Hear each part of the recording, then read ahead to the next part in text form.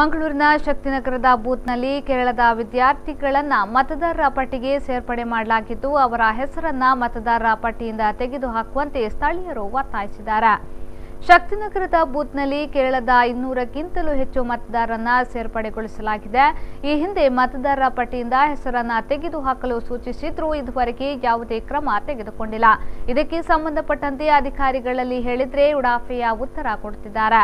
ಈ ಬಗ್ಗೆ ಪ್ರತಿಕ್ರಿಯೆ ನೀಡಿದ ಸಾಮಾಜಿಕ ಕಾರ್ಯಕರ್ತ ಹನುಮಂತ ಕಾಮತ್ ಅವರು, ಕೇರಳದ ಮತದಾರರನ್ನ ಇಲ್ಲಿ ಮತದಾರರ ಪಟ್ಟಿಗೆ ಸೇರಿಸಲಾಗುತ್ತಿದೆ, ತಮ್ಮದೇ ಸರ್ಕಾರ ಆಡಳಿತ ಮಾಡುತ್ತಿದೆ ಎಂದು ಹೇಳಿ ಅಧಿಕಾರಿಗಳ ಹತ್ರ ಬೇಕಾಬಿಟ್ಟಿ ಈ ರೀತಿಯಾಗಿ ಕೆಲಸ ಮಾಡಿಸುವುದು ಸರಿಯಲ್ಲ ಎಂದು ಹೇಳಿದ್ರು. ಏನು ವೋಟರ್ ಲಿಸ್ಟ್ ನಲ್ಲಿ ಮತದಾರರ ಹೆಸರು ಇರ್ತದೆ, ಆ ವ್ಯಕ್ತಿ ಆ ಕ್ಷೇತ್ರದಲ್ಲಿ ಇಲ್ಲದಿದ್ದರೆ ಅವರ ಹೆಸರನ್ನು ಕಳಚಬೇಕು ಹೇಳಿ ಅಪ್ಲಿಕೇಶನ್ ಕೊಟ್ಟ ನಂತರ ಕೂಡ ಇವತ್ತು ಈ ಶಕ್ತಿನಗರ ಪ್ರದೇಶದಲ್ಲಿ 260 ಹೆಸರನ್ನು ಕಳಚುವುದು ಬಿಟ್ಟು 79 ಇಟ್ಟುಕೊಂಡಿರುವ ಬಗ್ಗೆ ಇಲ್ಲಿಯ ನಾಗರಿಕರು ಇವರು ಇಲ್ಲಿಯ ಮತದಾರರಲ್ಲ, ಇವರ ಹೆಸರು ಕಳಚಬೇಕು ಹೇಳಿ ಅಪ್ಲಿಕೇಶನ್ ಕೊಟ್ಟಿದೆ.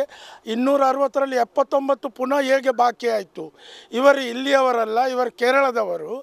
ಅದರ ಬಗ್ಗೆ ನಾವು ದಾಖಲೆ ಸಹಿತ ಕೊಟ್ಟಿದ್ದರು, ಹೆಸರು ಯಾಕೆ ಡಿಲೀಟ್ ಮಾಡಲಿಲ್ಲ ಹೇಳಿ ಕೇಳಿದಾಗ ಏನು ಇಲ್ಲಿಯ ಅಧಿಕಾರಿ ಇದ್ದಾರೆ ಅವರು ಇವರ ಹತ್ರ ಉಡಾಪೆ ಮಾತಾಡಿ ನಾನು ನೋಡಿ ಬರ್ತೇನೆ, ನಾನು ಕೇಳಿ ಬರ್ತೇನೆ ಹೇಳಿ ಹೋದರೆ ಇಲ್ಲಿಯ ಕಾರ್ಯಕರ್ತರು ಅದರ ಬಗ್ಗೆ ಆಕ್ರೋಶದಿಂದ ಮಾತಾಡೋದು ಸ್ವಾಭಾವಿಕ.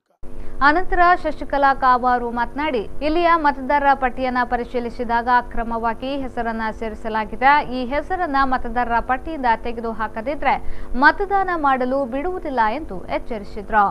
ಸಿಟಿ ಕಾಲೇಜಿದು ಸ್ಟೂಡೆಂಟ್ಸ್ ಕೇರಳದಿಂದ ಬಂದವರು, ಅದನ್ನು ಎಲ್ಲ ನಾವು ಎನ್ಕ್ವೈರಿ ಮಾಡಿ ನೋಡುವಾಗ ನಮ್ಮದು ವೋಟರ್ ಲಿಸ್ಟಲ್ಲಿ ಸಾಧಾರಣ ಕೇರಳದ್ದು ಫೋರ್ಜರಿ ವೋಟ್ಸು ಸಾಧಾರಣ 270 ತನಕ ಇತ್ತು. ಅದನ್ನು ನಾವೆಲ್ಲ ಚೆಕ್ ಮಾಡಿ ಅದರಲ್ಲಿ BLA ಮುಖಾಂತರ ಎಲ್ಲ ಡಿಲಿಷನಿಗೆ ಕೊಟ್ಟಿದ್ದೆವು. ಡಿಲಿಷನಲ್ಲಿ ಪುನಃ 70 ವೋಟು ಹಾಗೆ ಉಳಿದಿದೆ. ನಾವು ಹೋಗಿ ಶಾಲಾ ಮಂಡಳಿ, ಟೀಚರ್ಸ್, ಪ್ರಿನ್ಸಿಪಲ್ ಎಲ್ಲರನ್ನು ಹೋಗಿ ಮೀಟಾಗಿ ಆಲ್ರೆಡಿ ಎಷ್ಟು ಸರ್ತಿ ಹೇಳಿದ್ದೇವೆ ಅಂತ ಹೇಳಿದರೆ ಟೀಚರ್ ಅದಕ್ಕೆ ಪ್ರಿನ್ಸಿಪಲ್ ಹೇಳಿದರು, ನಮ್ಮದೇನು ತಪ್ಪಿಲ್ಲ, ನಾವೆಲ್ಲ ಮಕ್ಕಳಿಗೆ ಆರ್ಡರ್ ಮಾಡಿ ಆಗಿದೆ, ಅದು ಕಾಂಗ್ರೆಸ್ನವರ ಕೈವಾಡ ಇರಬಹುದು, ಆಮಿಷ ಓಡ್ತಾ ಇದ್ದಾರೆ ಮಕ್ಕಳನ್ನು. ಗಡಿಯಲ್ಲಿ ನಮ್ಮ ಚೇಂಬರಿಗೆ ಬಂದು ಮಕ್ಕಳನ್ನು ಕರೆದು ಅಪ್ಲಿಕೇಶನ್ ಕೊಟ್ಟು ಸೈನ್ ಹಾಕಿಸ್ತಾ ಇದ್ದಾರೆ.